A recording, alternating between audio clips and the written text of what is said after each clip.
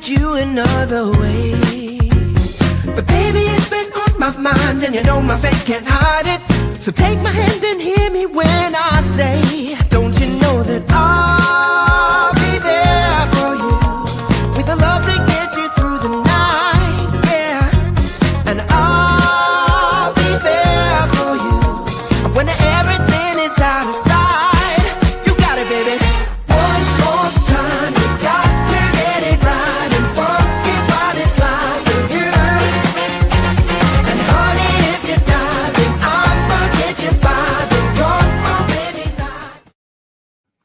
Hey, everybody. Welcome to episode 71 of the Adam Makes Beer podcast. Today, I'm excited to be chatting with Jeremy Hunt, head brewer at NoCoast Brewing. Before we get rolling, let me give a shout out to our fantastic sponsors that make content like this possible. Starting a brewery is a big step. Blickman Engineering is here to help. Since 2006, they've equipped hundreds of nano breweries for success. Their new 3.5 barrel Pro Surface electric brewing system cuts maintenance and saves at least 30 minutes per brew day with powerful under kettle heating. From 1 to 15 barrel brew houses to keg washers and grain mills, Blickman has what you need. Ready to go pro? Contact Filler Time at Pro Series at blickmanengineering.com.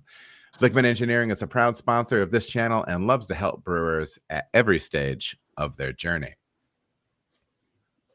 Tracking and managing the financial health of your brewery is a primary pillar of success. Check out my boy David Lentz at Brewed Fiscally. This man has the industry experience and skills you need so you can focus on growing your business. Bookkeeping, fractional CFO support, financial management system design, business plan review, hit up your boy. Check him out at brewedfiscally.com or shoot him an email at david@brewedfiscally.com. He's good people. Today's guest is Jeremy Hunt, and he is head brewer at NoCoast Beer Company in Iowa and has over 20 years of brewing experience. He began his professional career at Ipswich Ale Brewery in 2003. Later at Dogfish Head Craft Brewery, he rose from senior brewer to head brewer and contributed to iconic beers like 120-minute IPA, Worldwide Stout, and the Ancient Ales series. He later brewed at Deep Ellum Brewing in Texas and served as head brewer at Waters End Brewing in Virginia, earning multiple awards for his Belgian-inspired recipes. Now at NoCoast, Jeremy continues to pair technical expertise with a passion for creativity in the brew house. Jeremy, how you doing, man? Hey, man. I'm doing okay. How are you? Awesome. Good. Awesome. Good to be chatting with you today. We share an alma mater. We do. And I think we bounced some messages back and forth. I don't know, maybe starting back maybe a couple of years ago via like LinkedIn or something. Sure, yeah. I was probably looking for a gig, at that point, and looking to transition. That may have been it. For sure. Yeah, when we were going through the resume, first of all, like not everybody stays in this game for 20 years. And it kind of tells the story a little bit where, you've been a lot of places, you know what I mean? So in your 20 years, how many breweries have you worked for? 1, 2, 3, 4, about 7. I mean, I think about 7 or 8, something like that. For sure. Did you, what was kind of your path? Did you do brewing, any formal brewing education? Did you just kind of do boots on the ground, going to start washing some kegs thing? What was your path like? Well, I mean, the first part of that was just home brewing, like a lot of us. Mm-hmm. I was in college, and I think we were discussing it at one point, maybe our last phone call. Like there was somebody else at school who was brewing and asked me if I wanted a beer, and I said, "Yeah, I want a beer." I didn't know he was brewing it. He handed me the beer. I said, "This is good. Where'd you get it? Can I find it and buy it?" And he said, "I made it." And I said, "You're lying." I didn't know people could do that at home. Yeah. So I had my tagline about it is, eventually he showed me his setup and everything, and I thought this guy was a wizard, and I wanted people to think I was a wizard. So I learned how to do it. Yeah. Just, bootstrap. After that, professional wise, it's mostly been on the job sort of training. I mean, a few classes here and there, definitely being trained by Flavor Active via Red Hook, and Dogfish Head was like a big part of that. But yeah, really just on the job training, and just, gosh, I would call it more not being afraid to nerd out. You know, if you love something and you love doing it, don't be, not being afraid to dive in head first and just figure out everything that you can. Sure. A lot of it's just, if you want to do it, just do it a lot, and do it to the best of your abilities. On the homebrew side, what was your primary source of information or new information? Was it your buddy that was brewing? Was it other people? What resources were you leveraging back then? I never spoke to him again. He left camp. I learned he was brewing, and then he was gone. Okay. He was like a ghost, But no, it was really Charlie Papazian's book, of course. There wasn't anything else really available that was, that you could get all the time. And then Zimmergy, I mean, I must have had back issues to 2001, 2002, something like that, up until a couple of years ago. Yeah, that was when I came in. It was, so I was teaching at a place. It was like 55 miles from my house, but in Michigan terms. So I moved to Cincinnati, and everything is like 18 miles away, but it takes you 45 minutes to get there.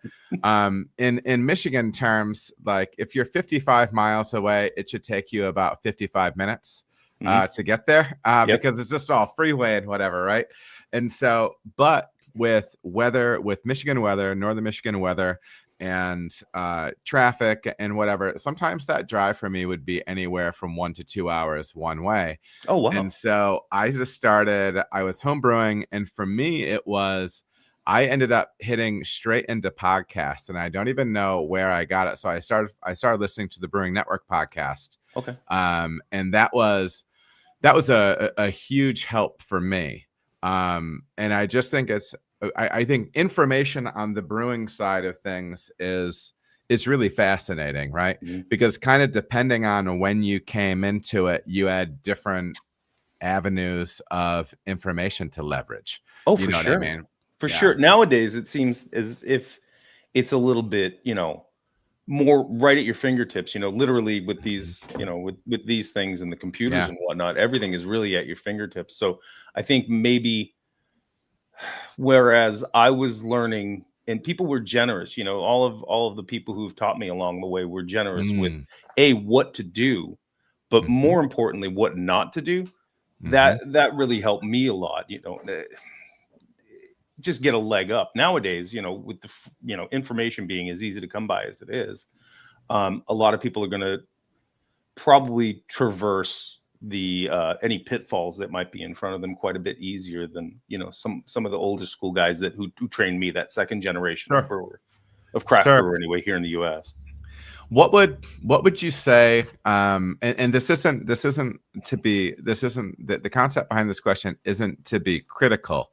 If you were to look back at the training that you were given, what were some of the things that really worked well for you? Because we have some people that they're in a position to be training other people, and some of the people that follow our stuff they're in the stage where they're being trained. So kind of taking it from both sides a little bit. What were some things on when you were being trained that really worked well for you? Or something that you may have done differently now that you're in that position to be training somebody. Sure. I mean, honestly, train the trainer. When you're learning how to CIP a tank, when you're learning how to, it's something simple like transfer a beer that you and I aren't going to think too much about anymore, because you have your standard way of doing things, and just CIP procedure is CIP procedure is CIP procedure. But I'm learning it right now with my son, training him. Do it a couple of times the way I'm showing you. Do it on your own, and then to finally get through on that SOP, to sign off on that SOP, is he has to train me how to do it. Yeah. And that's pretty much for me, that's been a big help. That was always a big help to me. Sure. Has that been because you've been a lot of different places, and some places that have some volume behind them. So for sure. for me, mostly my background is almost all pub. The last place, and when I say pub, I mean me and somebody else, or maybe two other people, you know what I mean? Because it's a smaller place, but we're still doing some packaging or whatever. And when I was at Sonder, there was 8 people that I was managing there. And that was the first time that I had like a team beyond, 2 people. That's an interesting experience, having kind of that range. What was that like coming up? So when you first got in on the pro side, were you automatically in a larger environment, or was it more pub like? It was sort of in the middle, really. I mean, for the time, 2003, a 30-barrel brew house, and to a home brewer, basically. Yeah. I was terrified. I didn't want to mess it up. Turns out I did mess a couple of things up, but that's part of that learning process, right? Make mistakes, make new mistakes, make exciting mistakes, but learn from them. If you don't learn from them and you continue to make the same mistake, that's an issue. You may want to rethink things. Sure.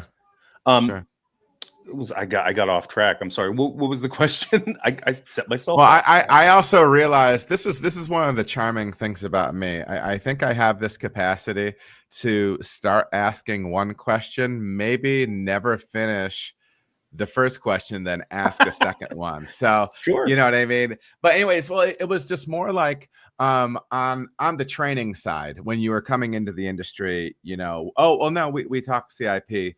What about something when we are talking about, going into some places that are a little bit larger? What were some of like the benefits of going into that space, and maybe even some of the challenges of going right into kind of a larger packaging thing? Well, I didn't know any better. I mean, Ipswich to me was where I was just kind of learning everything at scale. You know what I mean? For the first time around, and learning good practices, learning, well, this is how we mash in. This is how you operate the auger for the, all of those things. I found that transition from home brewing to pro brewing fairly easy. And I got a little cocky. I got a little too cocksure a little too quickly. So in my transition from Ipswich to, say, Red Hook, which was my subsequent move, Red Hook was, we were pushing, hundreds of thousands of barrels a year. Yes. And it's maybe the case of big fish, small pond, moving to small fish in a big pond.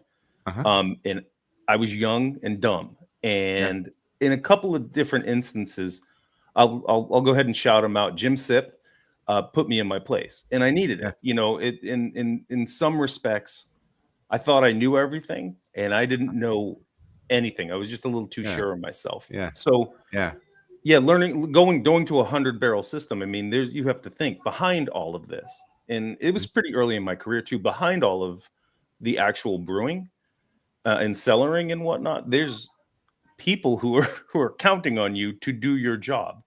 So one of the most influential things that they had there was an SOP book where you could train if you didn't really know how to do something, or you forgot in the middle of it. I worked night shift. So for me, this thing, I was living and dying by this thing. And I could train myself. It was written in such a way that I could train myself to do something I hadn't done before. I hadn't. How wonderful. Before. I mean, oh my goodness. That's a real tool. You know what I mean? And that's actually what those things are supposed to be. I love hearing that. That's fantastic. So for me, learning how to write them later on, as I became more in charge of things, became a huge part of what we do. Just because you in some respects, training yourself, keeping yourself educated, keeping yourself more value added to whomever you're working with or for. That was a big a big learning experience, and having somebody who is in a kind manner, stern but kind, to put me in my place and knock me down a couple of pegs. Yeah. It's foolish for me to think that, this is a long-standing tradition, brewing, right? People have been brewing beer for thousands of years. Mhm. So for me to come in and think I knew everything, Mhm. no, that's not Sure. going to happen in 3 years time. It's just not. Yeah, and I think a lot of us have that. I don't know. To me, it's that, for me, it was that young man stuff. You don't know. Yeah, you don't know what you don't know. Mhm. You know what I Yeah. mean? And Yeah. for me, I don't know. Yeah, for me, what I would say it was is I remember there was one of the first spots I worked at. I was foolish enough to think that if I didn't work there, they would be in trouble. Oh, yeah. Yeah. Right. I understand that. And you Yep. can hear that. You can hear some Yeah. of that young man energy behind that. Yep. And but then I later ended up hearing the quote, and I don't know who it's attributed to, but one of my favorite quotes is the graveyard is full of irreplaceable people. Mhm. And I always think that's it's good to keep a little bit of humility with that. Oh, yeah. Right. Oh, for sure. Yeah. Yeah. Yeah, that's funny that you say that, because my dad told me years ago. He wasn't brewing or anything like that, but I guess it's applicable to almost any kind of career path. Nobody is irreplaceable. Yeah. Nobody is irreplaceable. Your goal is to become value added. I said value added before. It comes directly Yes. from my dad, God rest his soul. But that Yeah. was one of the most important things he taught me. Nobody's value Sure. added, or no, you can be value added, but nobody's irreplaceable. Yes. Yeah. Yeah. And so that's cool. So you got in, you're kind of training on your way up. And then you kind of start, you get some moving around a little bit. So kind of walk us through that beginning of that journey. So we said that you're with Ipswich, which Yep. I'm pronouncing correctly. Okay. Yep. And then later on into Dogfish Head, it was funny because when you mentioned Dogfish Head, it was one of those things where, and I think especially home brewers from our generation, that's like one of those names you hear and like your eyes get big. Yeah, mine still do. Yeah. Yeah, well, absolutely. Yeah, and no disrespect to the brand or anything like that, but it's one of those things where it's like they were. So Sam Adams has had to walk an interesting line with being very big and still being craft, right? Yeah. Oh, for But sure. but Dogfish Head, I think for a long time was in my mind, I feel like Dogfish Head was one of the places that was still being distributed everywhere, but they were still holding down, like authentically holding down that banner of craft. Yeah. However you want to, like, Oh, yeah. everybody was comfortable with saying, oh yeah, that's craft beer. Mhm. Right. And sometimes when people hit certain sizes, they're all of a sudden they don't want to call them by that name anymore. Mhm. What was it like getting in with Dogfish Head that has this kind of reputation for innovation or doing cool different things? Was that like a primary driver as why you wanted to be there? And how did that mesh with your prior experience? Did you do like a lot of traditional styles first? What was that path like for you? I mean, me just personally, like my personal brewing, like just in home brewing and stuff, I was doing a lot of traditional styles, trying to nail down, Mhm. if you're painting, I don't want to go too esoteric, but if you're You did. painting, this color and this color makes this color. It's very, to me, I'm likening, my brewing to that. This malt and these hops and this water equals this beer. So I was just putting everything together. Mhm. Dogfish Head, that just went, they just kind of threw that up in the air, and it's like, Yeah. okay, now we're in the territory that I don't understand. And part of me was scared, but part of me was also intrigued because it's something new to learn. And that's another thing that I would say, if you're not learning something new, why are you doing this? Like, why are you just spinning your wheels, But Dogfish, just in general, I think it's in the most, like, how can I even say this?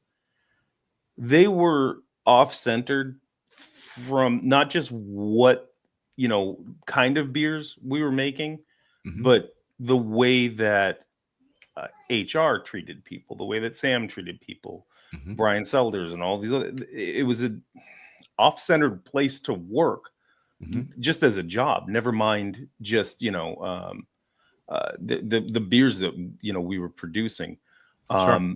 I found it really, really intriguing. Sam always quoted, or often, not always, it would be weird if it was all the time, but he often quoted a band, and the name, I think it's, oh man, the name's escaping me right now, but they were from Texas. It might have been Polyphonic Spree. A song that they heard, or an album they had called "Together We Are Heavy." He would often say "Together We Are Heavy" as single units. Like we can do something cool. Like, and I've taken that to other breweries I worked at, like Deep Ellum or wherever. I can come up with a recipe at this point. I mean, I know how to make a beer, but if I offer or want to have input from sales, if I want to have input from the fella, I don't know, who cleans up at night, or anybody can have a good idea. I think the beers that end up being produced are more than the sum of their parts. If it's just me, yeah, that's cool. But I'll tell you, even at Deep Ellum doing a beer, I didn't know about pale chocolate malt. It was something that escaped me, and I offered it up, you know, to some of my my cohorts at Deep Ellum, and Matt, this one guy, said, "Hey, did you think about pale chocolate malt in this beer? It might do this." And I said, "Well, let's look into it." And so the beer ended up becoming more than the sum of its parts. That was something I took from Dogfish Head, honestly. Sure. Sam, I mean, the way ideas kind of happened, I'm not sure if it actually worked like this, but I grew up in a Lebanese family. That sounds kind of strange because I look like this, but I'm adopted. And my mother used rose water in almost all of, you know, not all of the cooking, but a lot of her baking and cooking. I know I happened to have a conversation with somebody at one point about rose water. I think that would be interesting to use, you know, to put in a beer to add like an element of, you know, something in the beer. It just happened to be in passing, I think. Like maybe a year later. I don't know if it got to Sam. I never really actually asked him. But we were tasked with coming up with a beer for Savor, the Savor event in DC. And Sam, unbeknownst to me, said, "Oh, we're going to make this with rose water." And I'm like, "Oh, that's a pretty cool idea. I like that. Maybe I had something to do with that." But no. He decided that was going to be the mash liquor and the sparge liquor for the beer. So when we weren't just brewing with rose water, we were making rose water. So later on, I ended up, you know, mashing in a bunch of roses and running that off. And then we took it down to the still, and it really went out of control. But that's like a perfect example of something that might have been more than the sum of all of its parts, you know? Sure. Yeah, I think it's because Dogfish Head, and I was gonna catch myself saying had, and I that's just because like my time of like being specifically like a homebrew, like craft beer acquirer, you know what I mean? Like, because I collected baseball cards when I was a kid, and there was an element of that, like when you get into craft beer where you're like, oh, there's still beers I would love to get my hands on and stuff like that. But you know, Dogfish Head always had this really compelling thing going on. I think in general, our industry struggles with marketing. But Dogfish had, and I'm going to say had, but again, it can be has. I'm just kind of out of that scene at this point. But Dogfish Head always seemed to have all of the things going because they had the interesting beer, the innovative beer. They had the marketing side of things down. They had the face of the brand down. You know what I mean? Because really, I mean, if you want to talk about, you know, if you want to talk about those people that are kind of the United States, you know, craft brewers, you know, like Mount Rushmore, you know, I think a lot of people would put Sam on that hill. You know what I mean? So that's interesting. What was it like jumping in and seeing beers like, you know, 120 worldwide stout. Were those beers your thing? Like when you came in there? Oh, Okay. as far as drinking, Like yeah, personally, 100%, just yeah, personally, you're right yep, on board with those. Okay, yep, cool. absolutely. Not all the time, my gosh. Like, Well, of course, I have a liver. yeah, yeah. What were some of those things that when you got into a situation where people were making, really extreme beers, what were some of the things that were really eye-opening to you about making beers like that work? Well, I said the off-centered thing. Yeah, Mhm. it is off-centered. Like what we were, what we were producing, Mhm. how we were producing them was as by the book, by the SOP, as Mm. humanly. I mean, it would make Eyinger or any traditional German brewer proud. In fact, we actually had a German brewer in, and he was helping us when we were putting the 100 barrel system on automation and Uh-huh. stuff like that. He was impressed. Yeah, there were some things that weren't Reinheitsgebot, of course, but Sure. the way we were producing beer was as state of the art as anything you could see. I remember about the time I'd left, there was a piece of kit that was, oh gosh, I want to say it was like an IR sensor of some sort, like on the outlet so that we could know, oh gosh, I think it would read real time, like calories, BUs, Yeah. color, carbonation, like all Yeah. these things real time. And then downstream, you'd be able to augment so that we were having some element of consistency. So there was, Mhm. I mean, there was, I don't know what kind of money. I really don't Oh, know the yeah. numbers, but the amount of money that was being poured back into the brewery. Sam was driving, I think at that point it was, they had a Mini Cooper, and which is a nice car, but Yeah. also a Honda Pilot. It's not like he was driving a Ferrari. Yeah. You know what I mean? Like, he probably could. He's rolling up in the Lambo or something. Oh, Yeah. no, but I never saw that happen. Like, he Sure. was a regular guy, Yeah. giving out high fives and stuff when he would come through. Or yeah, it was he's just a regular dude, but pouring all of that money or a lot of that money back into the business because Mhm.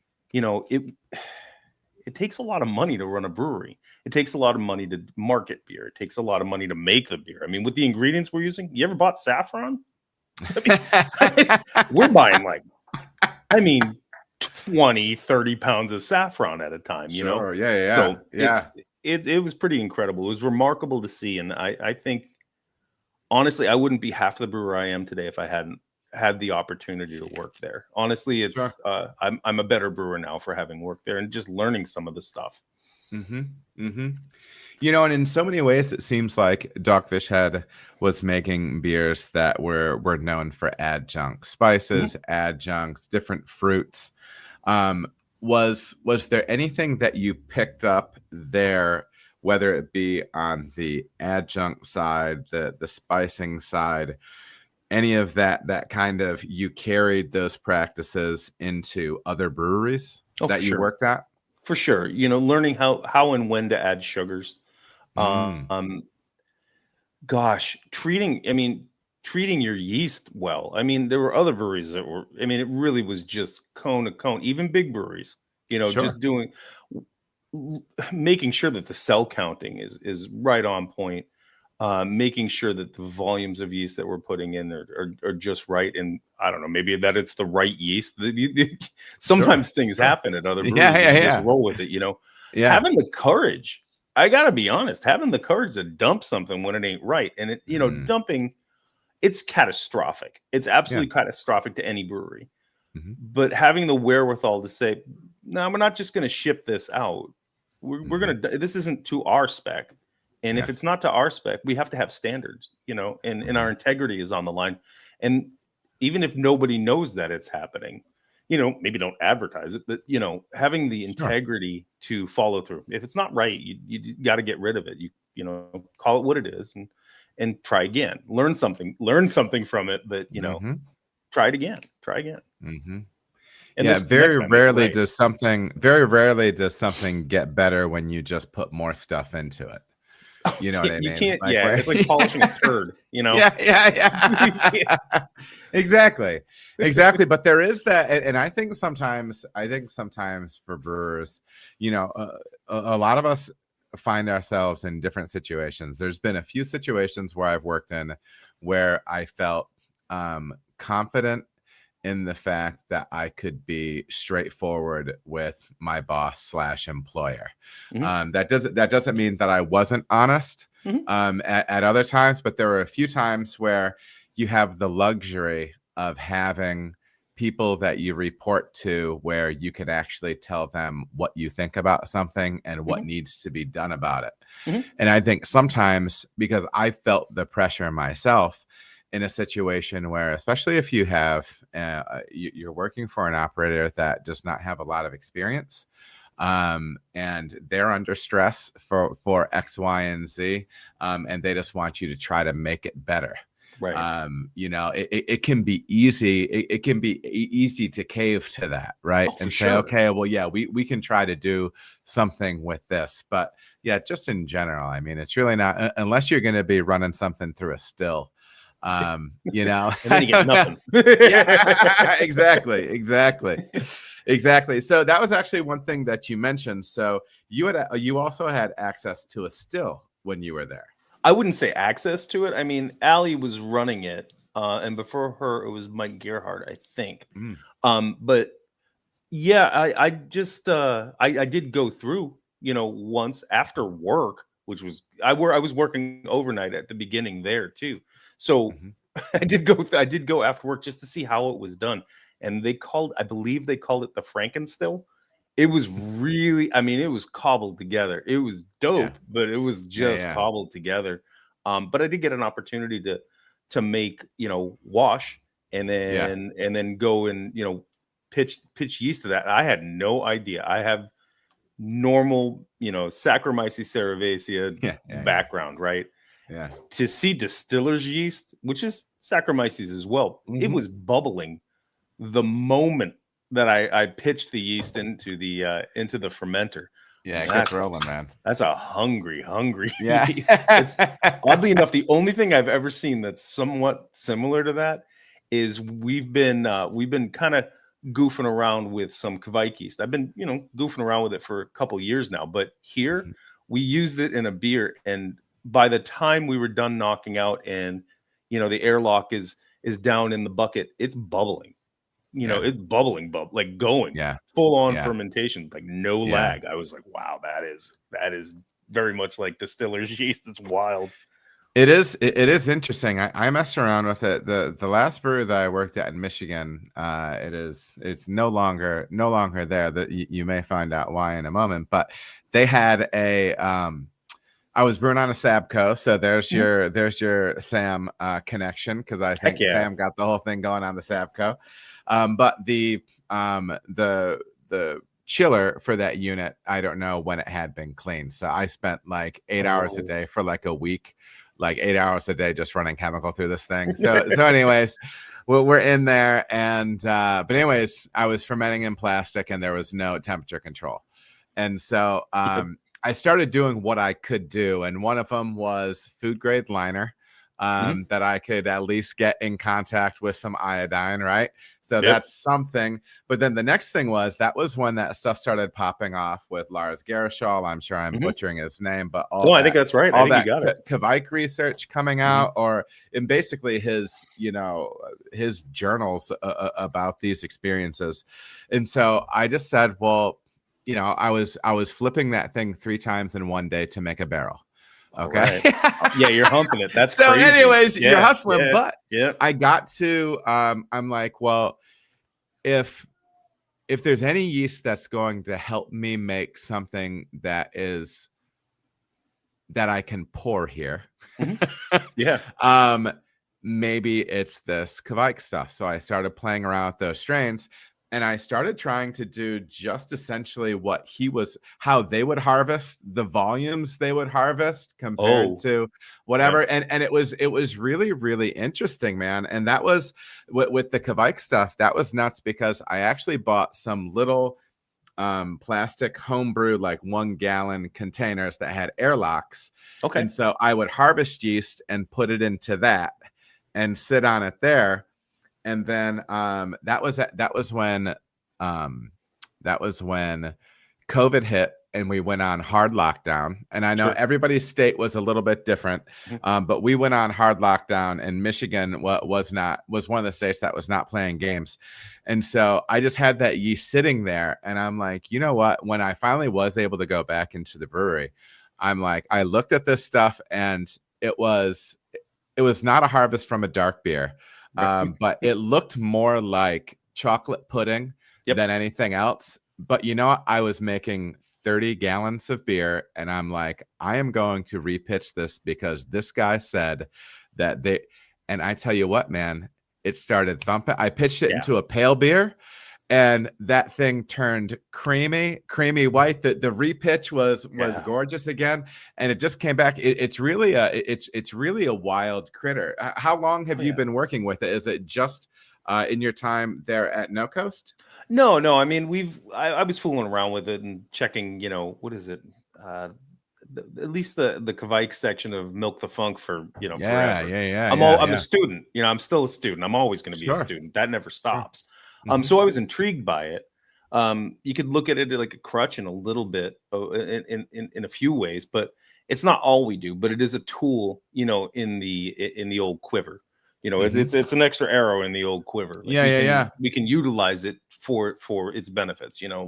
For me, this is going to sound silly, but I like that. I think it's I think it is Hornindal. Maybe Voss does it as well. But definitely Hornindal has like an element of glycerol that it produces. It's a high glycerol producer. So one of the things, years ago when hard seltzer was getting to be a big thing, like using that fermenting down to dryness and then not having to back sweeten because it had a little bit of glycerol in there. That was kind of a handy thing to know how to do. Did we do anything with it other than, try and make a few, smaller batches just to see? Sure. No, we didn't like it and we didn't want to make that. So we just never did the jump, but learning something from it was really, really cool. I still like it, I still like using it occasionally. We don't use it I think we use it for just one beer occasionally, but it's not, it's not an all the time thing. And just for reference sake, for some folks out there that might not be familiar, so some strains will produce more glycerol than others, and so you can get a situation where you have a beer going down very, very dry, which may lead to like a thinner body. But sometimes they can kick off this kind of body fortifying, this body building viscosity on some level, right? Yep. And kind of build that body up a little bit. I didn't really dial into that until maybe it was one of my buddies that was really digging into saison and working with different strains. And then maybe it was solidified a little bit more by some of the conversations surrounding hazy as kind of the experience and research started rolling out on the techniques that were being used with hazy, all the different things that kind of put those things together. So when you were talking about Hornindal, you were saying that that's a tool that you can use to actually kind of go like a little bit more glycerol forward with that contribution from the yeast strain. What are some other things that you feel are useful or that you are able to leverage from using strains like that? From strains like that, gosh, I mean, you can coax, you can coax a yeast to doing like a lot of different things. Some of these, I don't want to say what yeast or where we're using it, but there are diacetyl producers. Oh yeah. English ale strains, but learning proper fermentation and doing proper derest, like you can make it not produce a lot of diacetyl too.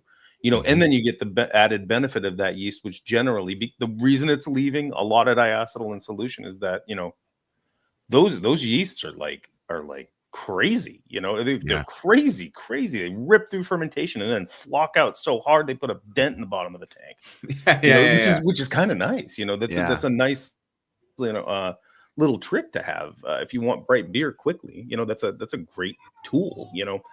Belgian yeasts, making sure that you're fermenting warm, but not too warm. You don't want something, fusily and weird, but doing a step up every now and again.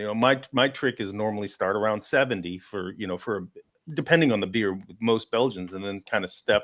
My high end, depending on the yeast, is probably going to be about 80. I don't want to go over 80. Sure. It's like day by day. It's following the curve, getting the curve of the fermentation that you like, and knowing, like I said, knowing these things inside and out, knowing how they behave. At one point, on my business card, it actually called I was head brewer or brewmaster, whatever that means. Yeah. And more importantly, that I found as a badge of honors, I was a yeast shepherd.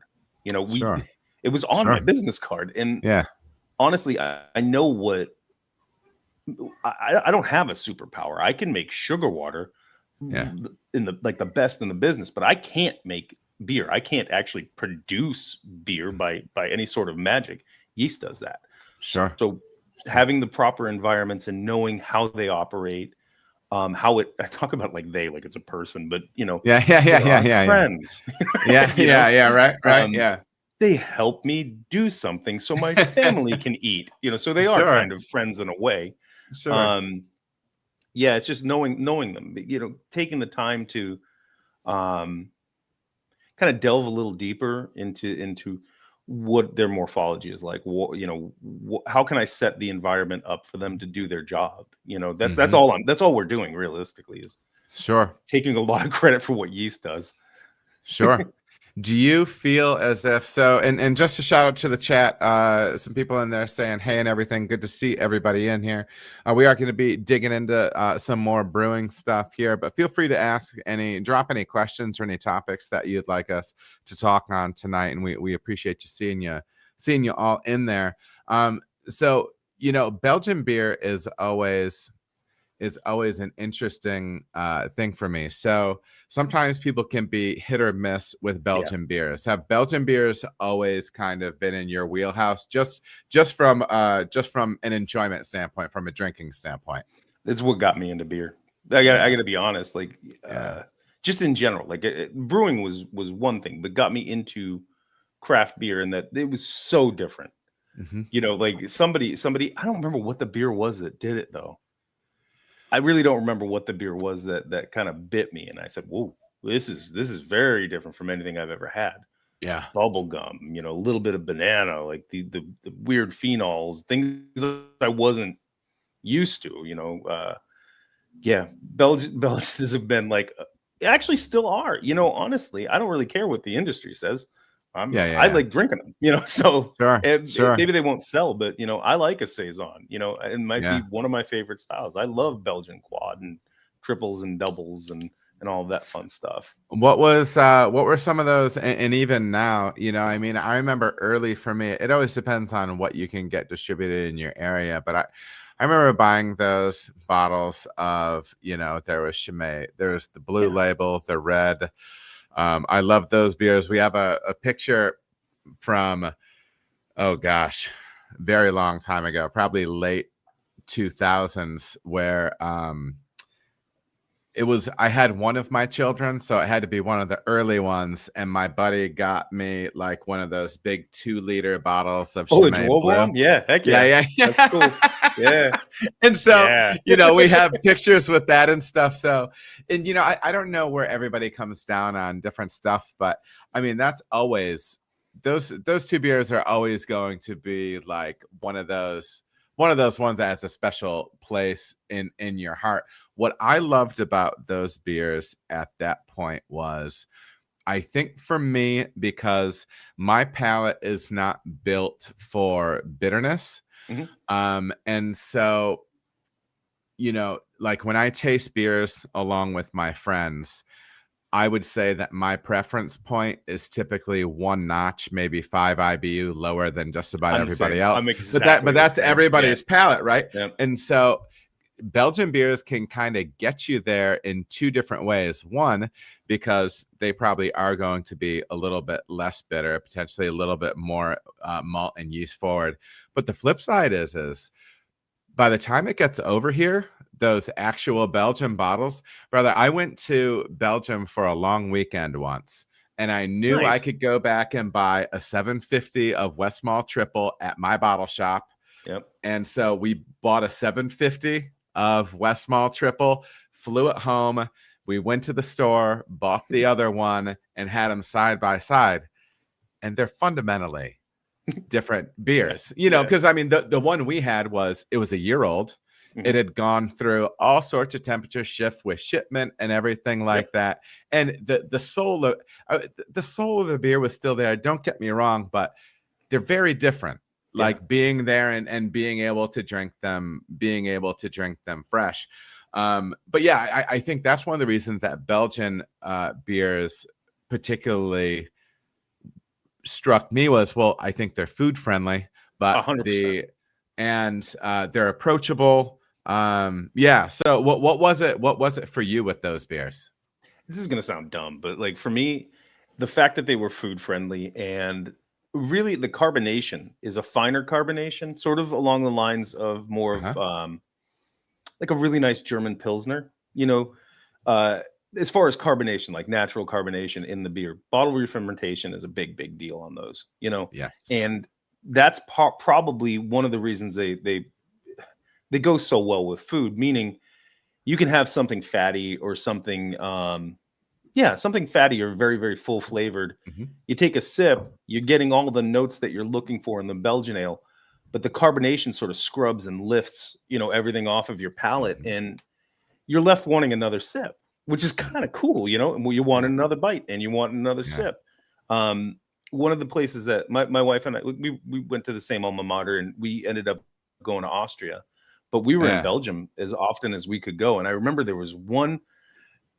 We were in Bruges, I think, which is just a tourist trap, but like it was still rad. Like it was super cool. Yeah. So we're sitting on the square at night and everything's all, you know, lit up on the square.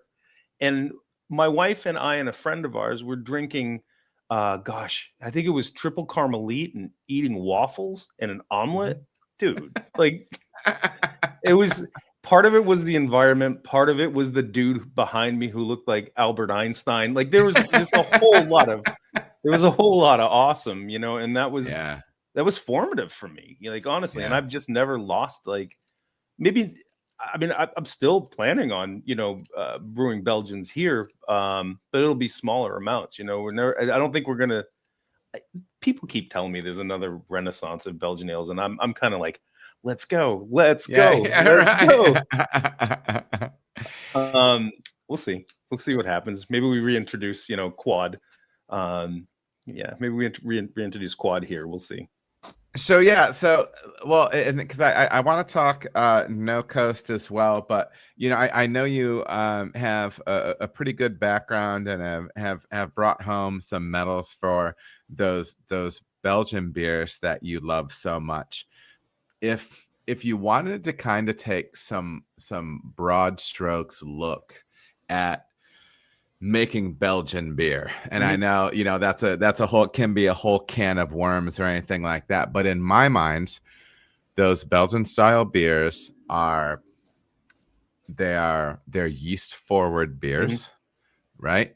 And in my mind, I think a lot of times when people think about recipe creation, they think about grist, they think about mash temperatures. And listen, those things are great. I mean, don't get me wrong, like it's all part of it. But I feel like, you know, the deeper into my career I got, the more I started looking at Belgian beer and really started looking at it a little bit different ways. What do you think are some of those, like, kind of bullet points to things that have taken your Belgian inspired styles to the next level, or have bore fruit for you when you make those beers? Spend time in the cellar. Spend time in the cellar. Go full nerd in the cellar. Don't, you know, be, I don't know, not lulled, but, you know, be intrigued and happy about, you know, hearing bubbles, you know, blowing off of a fermentation tank. Learn the yeast, learn what the yeast does. If we're working backwards, you know, in the brew house, which I don't think is the be all end all of brewing, really. I think the cellars is, but in in the maltotriose malto soup that we're creating, make, especially with the Belgians, make an effort to pay attention to sugar. Sugar is a big component of that. I had a Belgian tell me, well, I mean, yeah, you can use all these candy sugars, and that's really cool and really important. So don't be afraid of dextrose. Dry the beer out. It's not going to contribute much, but like, you don't want to have a beer that's not dry. You don't want like a cloyingly sweet Belgian, or you're doing it wrong. You know, know the style that you're trying to produce. Do you have a ceiling for percentage that you feel comfortable using of dextrose, in beers like that? I wouldn't go over 10%. 10% is like, a lot of people say cidery. A lot of people say that it might not do that, but it may thin it out too much. That's just my experience. Sure. And it's not really great for the yeast either. Honestly, like they're gonna rip through, that it's gonna tear through that. Don't be afraid also of, with that 10% that you're looking at, maybe put 4% or 5% dextrose, and then work in something like candy sugar, which is invert.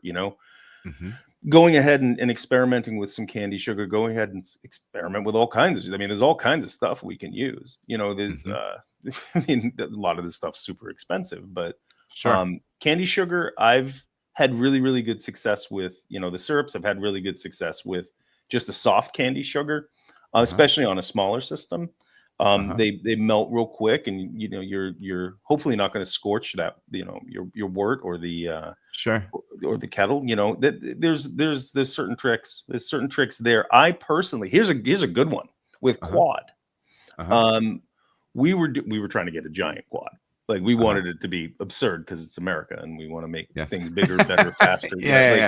Anyway, when we're talking recipe isn't just what you're putting into the beer. It's not just the fermentation curve that you're looking for. Recipe can be, or should be, your process. So in Belgian beers, I wasn't comfortable with it until we started doing it. But going ahead and making your wort, knocking out your wort, getting your yeast going, and then make a sugar brew. And then make a small amount of sugar brew, boil it, sterilize it, throw it through the heat exchanger, and send it along. Get your yeast going first, so that when it doesn't just go for the simple sugar and then fall apart and just be like, we're done. Just satiate and then fall out of solution. Give it something complex to eat, to start on, and then introduce that sugar. Not too, like, I'm talking not maybe 24 hours after you knock out another one, a sugar brew. That really, really helped us get the beer finished nice and dry and the alcohol content that we were looking for. Sure. Do you feel as if I've never had I started playing with this a little bit when I was at that last pub in Michigan, the one that was on the Sabco. I started essentially making basically some different like base blonde beers with X percentage being made up of the different candy syrups, just so I could drink those beers. And so really what I think I ended up doing maybe a few separate ones, and then I drank them all separately so I could learn what I could learn, and then I just put them all together and kegged it. Good for you. Like, it was like an amber beer or whatever, because I didn't have that's a great way to do different it, ways to do it. But you talked about the candy syrups. Those things are really expensive. I don't even have a reference point on what pricing is like that now, because the last brewery I was at, it's been a little bit, but they didn't really use stuff like that. Do you feel as if for like those quads, do you feel as if you're driving your dark fruit character through more of a grist approach or a yeast approach, or is it that sugar approach, or some it's all amalgamation of the three? It's a lot of it. I mean, to me, you're not going to really have I don't want to critique anybody, but I'm not going to have a quad or a double that I'm impressed with if I don't use something like Special B or something like that. I know LD Carlson has, oh gosh, what is it? Now the Brown Supreme from Swain. Mhm. I mean, Mhm. that's to me is good. Like I really like using that to add Yeah. complexity, a little bit of depth, or like a Caramunic of some sort, like a Caramunic 120, Sure. something like Yeah. that. I think it's both, and I mean a simple grist with a little bit, that's the funny thing. Like going from home brewing to professional brewing, we have the adage, and I probably learned this at one of the brewers I was like, keep it simple.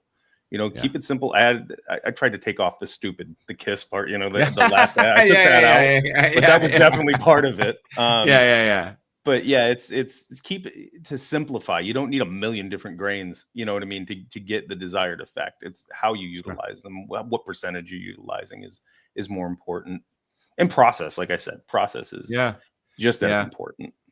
And I do think you can accomplish some really nice things with special B in a wide range of beers. I don't think it's a malt just for Belgian beer or anything like that. What's kind of the ceiling that you're comfortable with percentage wise with special B?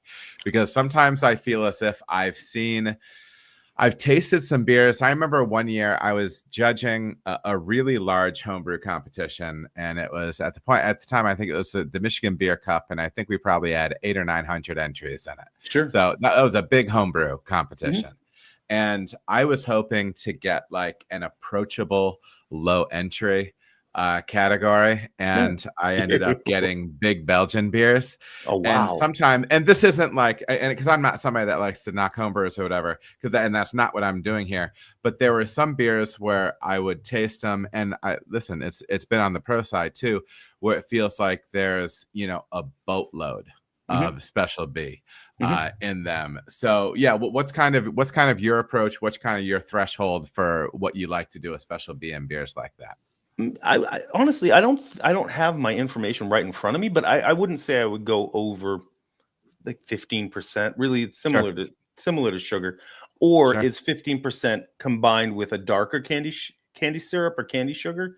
I like when I do candy sugars, I like to use dark for a little bit of color, but really the bulk of it I want to be light. I want my color coming a little bit from that, but from the malt as well. I don't want it to be too dark.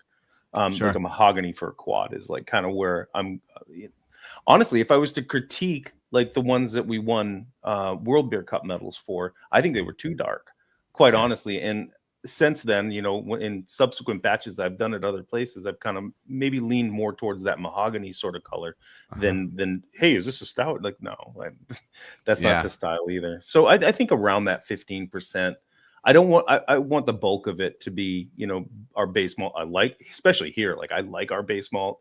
I think we got it for a great price. Like, so what are you running for base malt? It's Malt Europe. It's malt. I was really, Dude, really I've ran plenty of that. Yeah. Is it are you using just like all the pale, or is it the pills, or what do you or is there a few different things? It's their pale 2-row. If I am gonna, make a pilsner, it's a little bit too dark for that. And I do want to make all I want to do is make pilsner. But if I had my way, if I had my way, but we have to. It's funny. One of the things I've learned again in 20 some odd years of brewing, I'm not necessarily brewing for my mouth. I actually don't drink that much. We're brewing for other people. And but Pilsner, I would bring in like Vireman or something like that to make a Pilsner. But like our base malt, as far as like every day, you're making IPAs, you're making, stouts and porters, you're making a nice lager, you make an Oktoberfest. Like it's our base malt for the Oktoberfest as opposed to Pilsner, so we have had incredible success with that malt. Mill's just great, and like I got nothing bad to say about it. I think it's fantastic. Is your rep Rick Barney? Because Rick Barney is in our area. So so I didn't know, because I know there's probably a different area. Shout out Rick Barney. Rick and I'll shout out Jen. I believe it's Jen Zimmerman. We had a conference here in Iowa. Every year they do it, the guild puts it on, and I met her just by happenstance and was just eager to learn something. I priced out everybody. And when I tell you everybody, I mean everybody. And our COGS went way down, way down. Yeah. It's the, other than water, it's the biggest, ingredient that you're using in beer. So Sure. taking it seriously and getting, thank God, good, like great stuff, like from Go. I can't wait to fill the silo again with this stuff. Well, and I'm going to be interested, because I remember before, because I was running Malt Europe when I was at Cartridge, and I never really, the cartridge system was a 15 barrel, and we were kind of like, by the time, I don't know, at a certain point, it was like we were kind of like half and halving, like, are we a pub or are we distro? Yeah. Because they had some different business things going on or whatever. So we were kind of we're kind of back and forth with the concept. And it was one of those things where I wished I had like a pilot system, because I would have loved to have gone through like their full line of Pilsner malts, because they have some that are supposed to be, more like continental based or what have you, as opposed to domestic. But yeah, I always think it's good to be able to run through those things while you can. But we were talking base malt, and yeah. So you were saying that you'll even use that like in the Oktoberfest that you're running. Yep, Nice. for sure. Yeah, gosh, I think our first batch of October, it just seems like it's getting earlier and earlier every single year. But I think that was out the door to distribution, I want to say end of July, early August. Oh yeah. So we were pretty much, done with it, and already had, 6 weeks, 8 weeks of lagering time. So we've been thinking about we've been thinking about, winter beers. We've been thinking about everything, everything else coming down. So, and some things that we just wanted to do just to learn something. So like there's a few out there. There's definitely a few out there. But yeah, it was the base malt for even our Oktoberfest, and lean heavy. Maybe actually thinking on that, now that I said it, it was probably half that. And then between Munich and a Vienna that we were using. So it does have a really nice, dramatic sort of quality to it, without doing decoction. One of those things about those beers and those, especially lager in general, like a good lager is going to be, it's going to be sweet without actually being sweet. And those, Munich and Vienna, like we rely pretty heavily on that just to add character. Especially in those beers, like we'll blow it out. Like with something Oktoberfest, we're only going to do it, a couple of batches a year. We want to make sure that we're blowing it out, like I said. Yeah, and I'm a big fan of, well, we mentioned simplicity in grist built earlier, and I think in general that's kind of that's where my comfort level lies when building recipes on the grist side. But one of the things that I do like to do is I am a fan of layering up base malts, especially when you're in a situation where, like when I was at Cartridge, we got to a point to where we had a rice lager on, we had a Helles, we had a Pils, we had an amber lager. We would sometimes have up to seven lagers on. Oh, and dude, heck when you get into, and then even like, and some stuff not even super traditional, but like, like kind of like a more modern spin, if you want to call it Italian Pils or whatever. But you can find that you have a handful of beers that have essentially the same color. Okay. And not that tells the whole story. But when you find you might have a range of gently flavored beers on tap, to just run the same base through all of them, it might make it. I was always worried about it becoming samey, and maybe, and obviously there's so many other ways you can manipulate it. But that's character. One of the things. Yeah. Well, and that's one of those things where I did start playing with, folding in a little bit of this here and there to kind of blend those things up. For sure. I think it's a great idea, augmenting what you already have, what you're already used to. That way, again, like you're learning a little bit, like, oh, I know that our base malt tastes like this when we mash it, 149 or whatever for X amount of time. And this is the fermentability I get. And it's pretty much across the board. Adding something else to that, you could actually maybe be able to pick out the Barca pills, or you might be able to pick out, like North Star, what it's doing differently. There's a bunch of different, like I said, there's a bunch of different colors we can paint with, Yeah. learning them though. Like that's a great way to learn about, isn't that funny? Like you learn about brewing by brewing. Yeah. Well, I tell you what, we were doing the rice lager that we were doing turned out to be a very big seller for us in the pub. Of course it is, you know what I mean? A rice lager sells well, like beer sells well in a pub. And so we're turning it more often. And one of the times I'm like, well, I'm just gonna, because I was using like a domestic pills, Sure. in that. And then it was probably Malt Europe. And then one time I'm like, we're just gonna rip it, and I'm gonna do the rice lager version, but with Barca pills and 25% rice, Nice. just like it. But the funny thing is it almost tasted too good.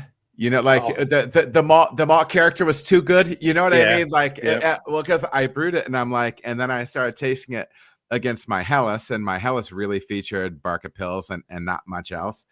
And yes, there were differences, and yes, I tweaked my water profile a little bit, but also it was like, these two beers, they're too close. I need to make a little space in there. Do you find that water profile is something that you play around a lot with? Not at all? Kind of what's your water profile where at NoCoast right now? Is it easy to use? Do you have to make adjustments with it? Yeah, I mean, we're a farming community. We're in a farming community, so consequently, there's some nitrates and all kinds of stuff in the water. The pH is just like all over the place. So we start there. We start with pH and making sure that the entire hot liquor tank, for us, we run a 20-barrel kit. So it's a 40-barrel, hot liquor tank. We treat the entire thing. Obviously coming in, it's, activated granulated charcoal. For those who don't know, that's basically coconut husks that they burn, and it pulls out chlorine and chloramides and things like that. From there, it's going to be to style. You know what I mean? We're getting water profiles coming in from our from the local municipality and seeing what it is. It does change. It does change throughout the year. But the initial thing is just get the chlorine and chloramides out and then build. Yeah. So if I'm gonna, I don't. It seems kind of rudimentary, but like for me, if I'm going to build an IPA, generally I'm going to, Burtonize the water, and I'm gonna try and get, obviously my calcium levels up, but also magnesium, and then you're dealing with gypsum and chloride. And I'm learning a lot because I was one of those dudes just lately. I was one of those dudes that I'm not gonna make a hazy. The people who trained me how to brew, you know what I mean, would be really upset and they would, smite me at one point. But, again, I have to come back to the, to what I was saying before. This is not necessarily for my mouth. Yeah. And honestly, I think we've done a pretty good job of getting something that I'm remarkably proud of. And I smell the beer more than I drink it, to be totally honest. It just, as far as hop character, that kind of stuff knocks me out. So I'll go a little heavier with the chloride in there, trying to get the, the pillowy sort of mouthfeel on that. But, we're trying to do it the right way. I don't know. Like, we're trying to get as soft a water or profile as we can get with the Oktoberfest, something very similar to Bavaria. So it's just paying attention, your parts per million and all of that. I don't remember that off the top of my head, but no. Yeah. So do you find, when I was in Michigan, and even when I was at Cartridge, when I first moved down here, it was some of the hardest water that I've ever worked with. And every week, regardless of, how generally clean you were in the brew house, like all the tanks looked like glazed donuts and everything. I remember I sent the water profile to John Palmer one time, and I asked him a question, And he goes, this profile doesn't make any sense. It should just turn immediately into scale. And I'm like, bingo, Oh, John wow. Palmer. It does just turn to scale.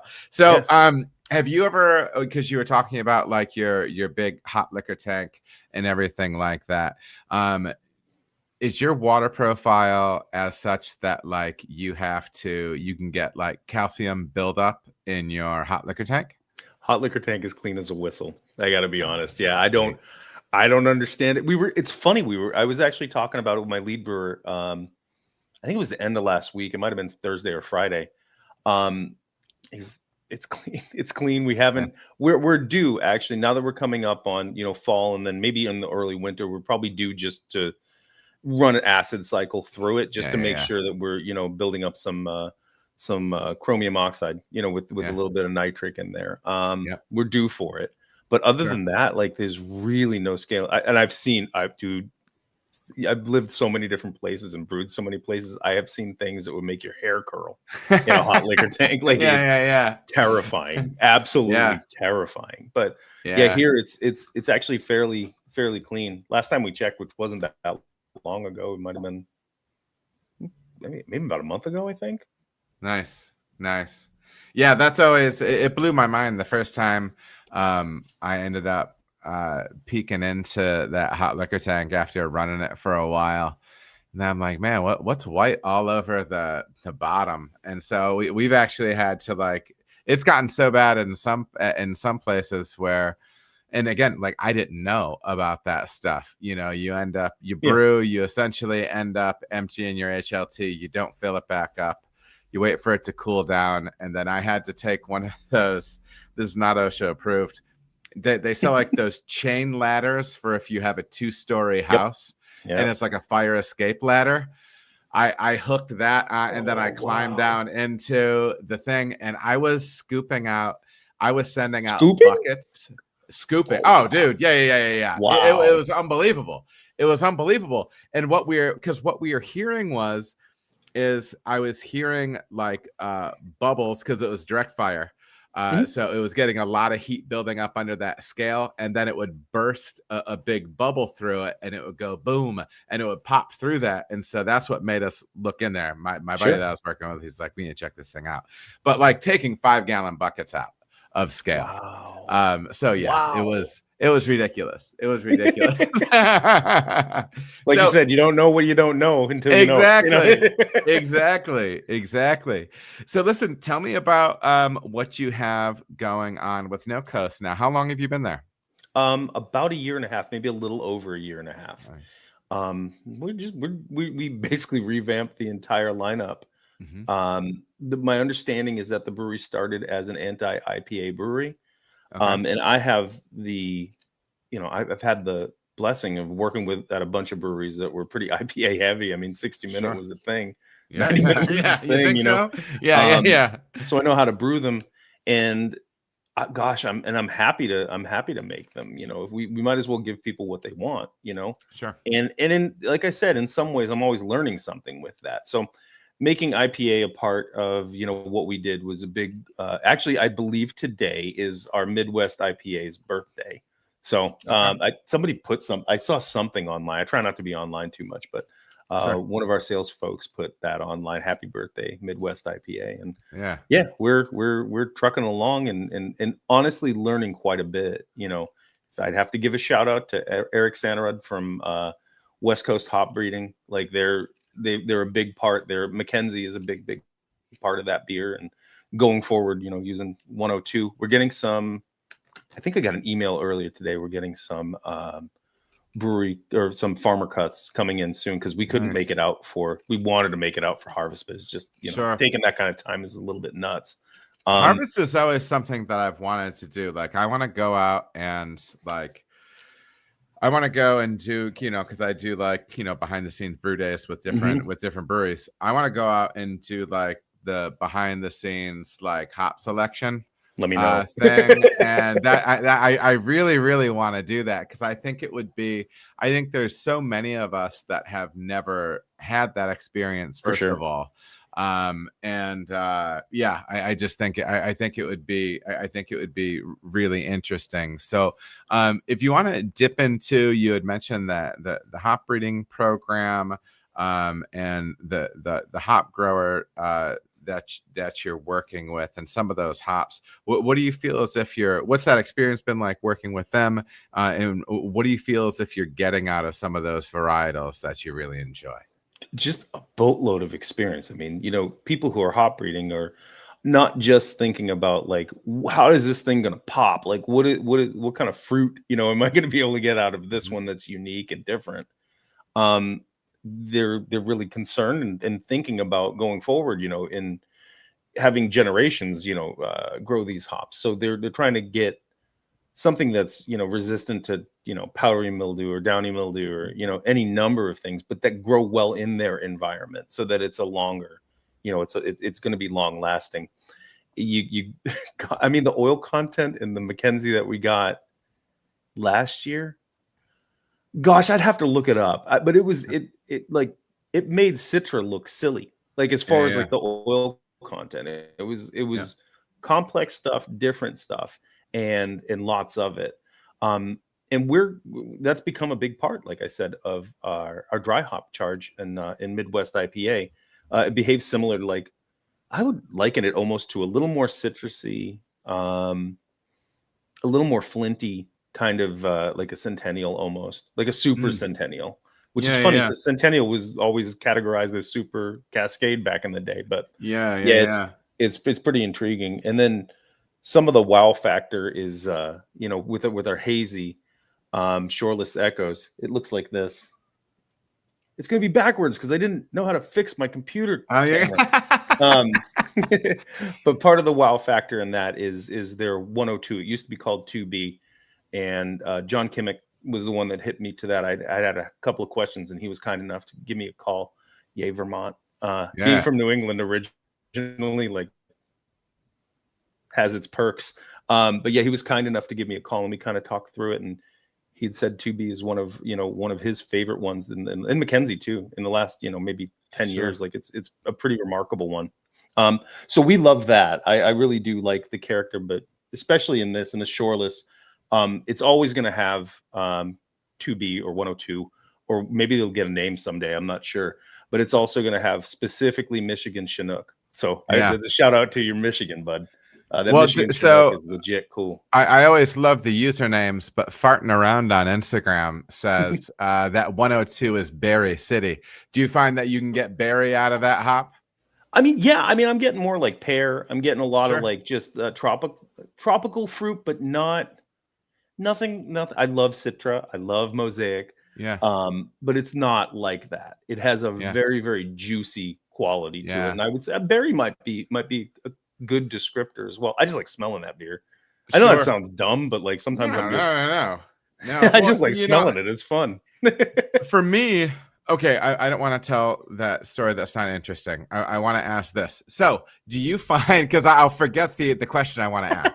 If with Mackenzie, do you find one of the things that I thought was interesting a handful of years ago when YCH started coming out with their hop survivable stuff, and Scott Janish had his book on new IPA and whatnot,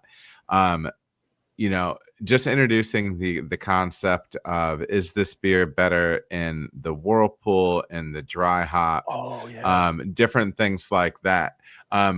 With Mackenzie in particular, is that something that you really just lean on dry hop with, or does that get hot side attention as well, or what? It definitely gets, like, it's a good portion of our whirlpool charge as well. Later editions and whirlpool, but I mean the focus is definitely on dry hop with that one. That and Citra, honestly. Like, I didn't want to use all Citra, but I do like Citra, so it's like it's got to shoot. I remember when Citra came to Red Hook via Widmer.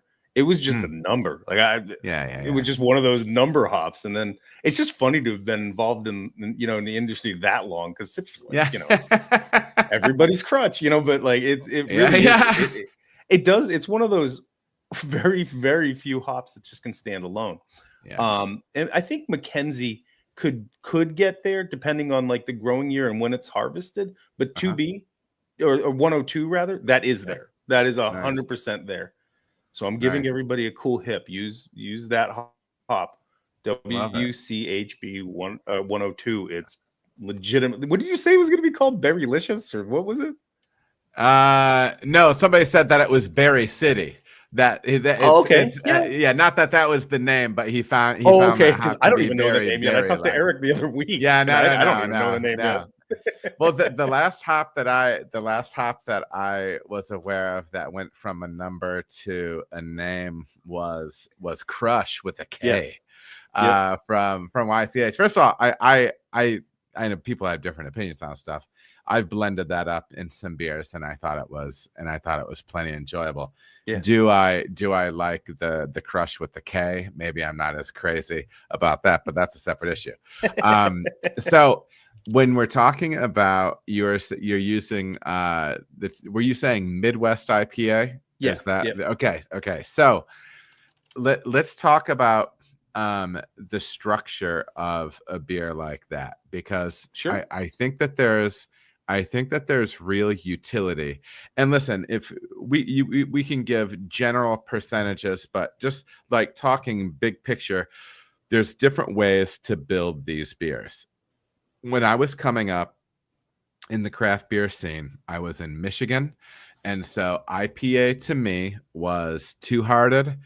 Yeah. It was Centennial. Yeah. And another big player that was really popping up at that time was Shorts, and Shorts had Huma. Yeah, for okay. Sure. And so when I went out to California and I started drinking some West Coast IPA out there, and the most of the information that I was getting as a new home brewer was completely West Coast informed. For sure. And so by this point, the brewers out there were making IPA that were more and more base malt, so paler and paler IPA, less and less crystal. Because to me, when I think Midwest IPA, I think of the orange in color IPA and that color is coming from crystal malt, typically, maybe something else too, but typically crystal malt. And so that residual sweetness is a little bit higher. And as a consequence of that, you might need to have those IBUs be up a little bit more in order to generate balance. So, kind of big picture like that, what is this Midwest IPA built like for you? So just off the top, what's the ABV on that beer? I'm gonna have to look. I want to say but just even 6.9. 6.9. Great. Yeah. Perfect. Something like that. That's actually 6.7. It's actually right back there on the shelf. Okay. It's 6.7, and I kind of looked at it a little bit differently because I'm not a Midwesterner. I'm from New England, but coming here, I thought it was good branding because we're in the Midwest. We can't get much more Midwest than Iowa, you know? Sure. And I was thinking about, well, just the naming, there's the nomenclature of it, you know. Midwest is kind of like midway between the East Coast and the West Coast. So we took the things that we liked out of West Coast IPAs. We drink with our eyes first. I like a clear beer. I like some of the hops, you know, I mean, it doesn't have to all be, you know, juice forward stuff. That old school IPAs are going to be just Chinook bombs, and, you know, thinking, you know, Stone IPA, and like you said, Centennial too, to a point. But there's also a few things about the East, you know, hazies that I really, really like too. I do like some of that juicy character. I like the, I like the how it feels, how it drinks, how the BUs are a little bit lower. So we kind of took both of those styles and just smashed them together. Structure wise, we went pretty old school with it. No crystal malt. Our color, the little bit of color that it has, I couldn't tell you what it is SRM off the top of my head, but I would imagine it's around like 6 or 7. Yeah. I think it's around 6 or 7. But regardless, it's base malt. You know, that's probably, you know, around 2.4, something like that. Sure. And then on top of that, to layer in that, we add Munich, and just a little bit of wheat. So, and I would imagine it's probably 70 base malt, 20 Munich, maybe a little bit less, and then a little bit of wheat. Yep. Nothing crazy, nothing crazy. The hopping is more done like in the kettle anyway. In the copper, it's more like late editions. Actually, we do have a bittering edition of like Magnum or something like that. But that's honestly, I think that's so we don't get a boil over more than anything else. I put it in there just that old school way of just put something in there so it doesn't like go all over the place. Nobody wants to get burned. But it does add a little bit of structure to the beer. It's not a bracing bitterness, but it's still firm, if that makes any sense. Yes, absolutely. But it's late edition heavy and then dry hop heavy. And the yeast we were using is, oh gosh, what was it? It's Omega. I believe it's the day. No, I know it is. It's the Daybreak. That is a, gosh, how do you explain it? It's like a hazy that drops bright. It's that type of yeast. It's probably like a London 3 that they concoct it to drop bright. So so you're getting all of those cool kind of like orangey, like from Conan or something like that, getting those orange sort of esters and stuff. But then it does drops clear as a bell. It's a good looking beer. It's a good tasting beer. We're putting some marketing behind it. So I'm real proud of that. That's become, boy, in a very, very short amount of time, it kind of became, a flagship, which is weird. I'm starting to see that coming back, and I like that. I love for my learning self, like in selfishly, I love brewing new things all the time, throwing it at the wall, seeing what sticks, because you do learn stuff. But there is something nice about having, a steady Eddie that we can count on, that we don't, we think about it, but we don't overthink it, Just back to the IPA, from a balance standpoint, where's that finishing density, that finishing gravity and ballpark? How dry does it go? I want to say we're around, we actually here, they only did specific gravity. I was used to Plato for so many years, but now my brain's thinking in specific gravity again. It's about 1010. So it's fairly dry, Absolutely. Yeah, that's always one of the things I think is interesting. I think you can afford, especially when you're putting together a beer like that with that kind of base malt Munich build. You don't need, you can have that beer go, that beer's going to go a little bit drier. You don't always have to have it on the big beefy side. You know what I mean? And we'll mash in a little bit. That's how we take care. We're only doing a single infusion. It's not like I'm doing giant step mashes and stuff like I've been able to do, or decoction. That'd be nice. But not like, we're doing in the past. Like, we're not doing a big step mash. So we're finding that, especially with that beer, 151, 152, just thumbnail. I mean, we're not trying to, reinvent the wheel here. But 151, 152, we're getting enough of that dextrin sort of feel, but we're also getting the fermentability that we're looking for with that specific yeast. Sure. One of the things that I like to do with the podcast is always kind of give, I always like to have a career outlook on what we're doing here. If you could give any advice to somebody that either wanted to get into the industry, or actually let me throw it at you like this, and I didn't prep you for this. I've had a number of people reaching out to me for thoughts on it's hard times in the industry. For sure. What's your advice to people that find themselves in a tough portion of their career within the industry? Just kind of broad strokes, even. And if you don't have it, because I know I'm springing this on you, we can keep rolling too. So either way, we've seen ebbs and flows.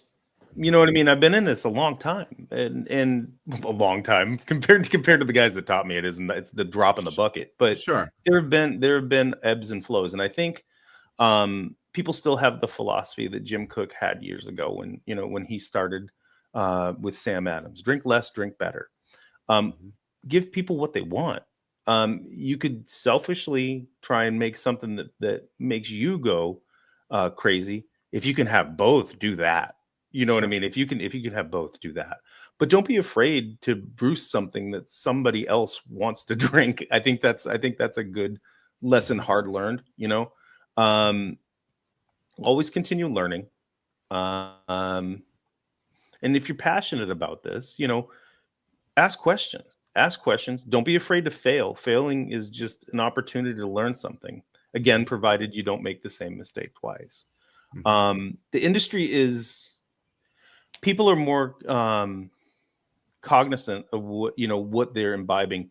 Don't be afraid of learning something new in a drinks industry. Be value added to your company, like I said before. All those things I said before kind of culminate with this, I suppose. Yeah, be humble if you can. Always keep your integrity. Don't put something out that you wouldn't want to drink yourself. But have some honor. That's a good thing. This is a long-standing tradition that we get to be a part of. And it's a gift. So seeing it that way really is, it's a gift. Be value added to the company. Pay attention to your cogs. Like it is fun. It is, a good time, and we should have fun and celebrate a bit, but pay attention to the business side of things too. The more you can learn about the business side of things, the better off you're going to be later, as you continue your career. It is a business, and people are counting on you. There's an element of that as well. There's people who need to eat and have families and whatnot. So, including me, like I've got a lot of kids. You've got a lot of kids. Like it is kind of important to be fiscally sound. But stay open, always learn. Because why else are we doing this? What's the point? If you're not going to grow, if you're stagnant, that should be your first clue that maybe this isn't the industry for you. I love it. And that's a hard lesson learned too, Oh yeah. Yeah. Well, listen, man, this was a lot of fun. 90 minutes came a lot faster It did go quick than I thought it was going to. But yeah, it definitely snuck up on me. What's a way that people can stay up on what you are doing with NoCoast Brewing? Definitely check us out on Facebook and Instagram. I'm not sure what the handle is. I think it's NoCoast Beer, but I'm not sure. You can give me a follow on Instagram or Facebook. On Instagram, I think my handle is Humble Brewer. But yeah, it's I don't use it that much, but like come by, say hello. And if you're in Iowa or the area, come by. We can give you a tour and give you some beers. It's fun. Like we still have fun. So check us out. See if you can, buy the beer at your local Hy-Vee or Fairway and support. Please go out. If you're in Iowa and you're listening to this, go out and support your pubs. There's some great pubs out here. Cellar Peanut Pub in Pella and all the ones in Des Moines. Go out, have a beer. And if it piques your interest, ask questions. Give me an email. I don't care. Like, I'll answer you. I'll shoot you straight. For sure. Well, this has been a lot of fun. And if you just want to stick until after we jump off stream, just so I can chat with you here for a second. For sure. Everybody here in the chat, it's so good to always see you in here. Hopefully you're doing well.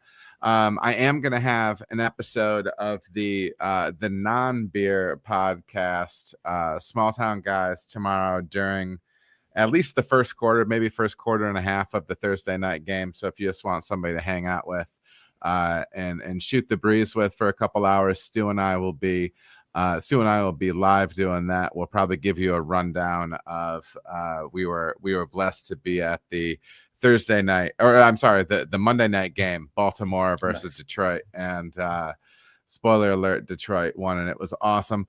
Next Wednesday, October 1st, I'm going to be talking with Hannah Eisen. The week after that, on the 8th, on the 7th, I'm going to be talking to Jen Talley. We got some cool stuff coming up on the channel, so stick with us. We always appreciate the follows and shares and everything like that. Show some love to Blickman and brewed fiscally. Yes, brewed fiscally. If you He's need good anything people. on that front, these good people, man. He's good people. And Jeremy, I gotta tell you, man, it was really a blast. I appreciate you coming on. So, Oh, my pleasure, man. Yeah, absolutely. My Yeah, make pleasure. sure to get out there and check out NoCoast. So good seeing y'all in the chat. And be good to your people, and we will see you next time. This feeling's deeper than an ocean, with a groove that's beating harder than my heart. So baby, now just hear me out. No, don't fear this emotion, 'cause you can't stop the fire once it starts.